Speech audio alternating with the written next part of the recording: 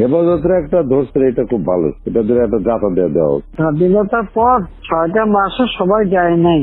একটা যুদ্ধ বিধ্বস্ত দেশ একটা প্রদেশের রাষ্ট্র বানাচ্ছে, তার মধ্যে সমালোচনা লেখা শুরু হয়ে গেল আমার বাবা। তাহলে কি আশা করবে? আমি কিছু আশা করি না।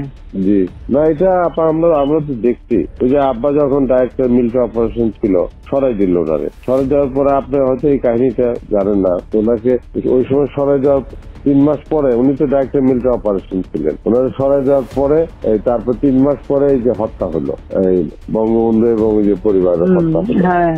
আপনি এই কাহিনীটা জানেন কিনা? পরে আমাদেরকে নিয়ে এই ক্যান্টনমেন্ট থেকে আমাদেরকে তাড়াই দিল। তাড়াই দেওয়ার পর আব্বারে ধরে নিয়ে 1 বছর জেলে রাখলো। এই জিয়া রহমান ফাঁসি দিবে, ট্রায়াল করবে, এই অবস্থায় রাখলো 1 বছর।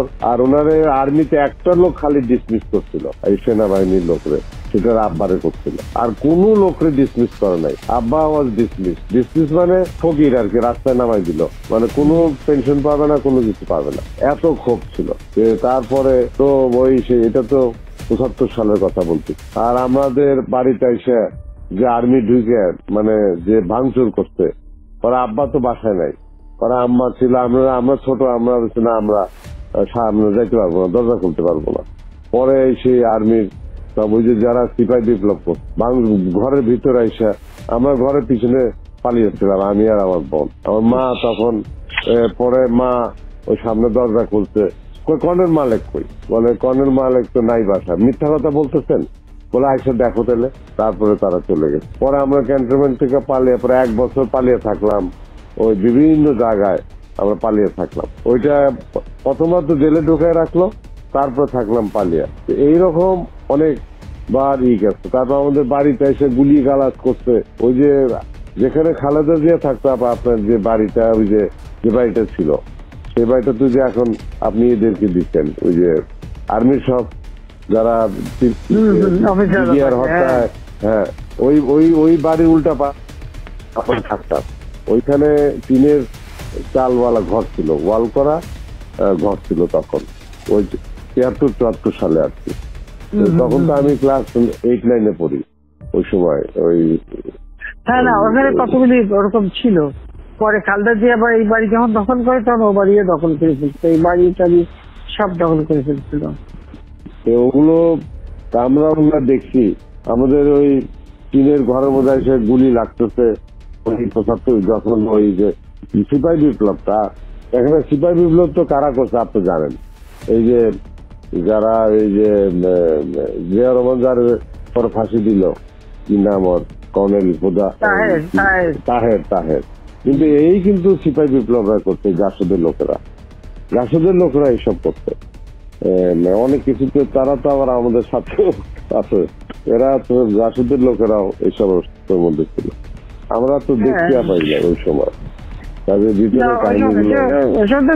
তোমার বিপ্লবী নেতা, তোমার ওই যে আমাদের কাপালি সিরাজ আলম খান থেকে শুরু করে সব মিলে তারাই তো সব বড়। ওই যে যারা ফাঁসি দিল, ওই কিন্তু জিয়া রহমান যে অ্যারেস্ট করছিল, ওই যে খালেদ মোশাররফ, সে তখন তো বাইর করছে তো তাহের, এবং আর্মির বিপ্লব ঘটাইছে, ইটি করছে, সিপাহী ভাই বা অফিসারদের অফিসে, এগুলো তো তাহেরই করছে। তাহের জিয়ারে বাইর করে তাদের রাষ্ট্রপতি হওয়ার সুযোগ করে দিচ্ছে, তাহের সে ফাঁসি দিচ্ছে। একদম জিয়া রহমান তো তার মানে কাজ হয়ে গেলে তার উড়াই দাও। তোমার তাহেরের বউরে ইনুরা, আমরা যখন 2009 সালে সরকার গঠন করলাম, তখন এমপি বানালো। 2009 না 2014 এমপি বানাইছিল। তো আমার কাছে একদিন তাহের ডিসপিউট ছিল, তো আমার কাছে একদিন আসতে তাহেরকে একটা রাষ্ট্রীয় মর্যাদা সম্মান, আমি খালি বলি, আমি পার্লামেন্টে দাঁড়িয়ে সব নিয়ে এসে ধরে না কথা বলে, তো সে এসে আমার সাথে কথা বলছে।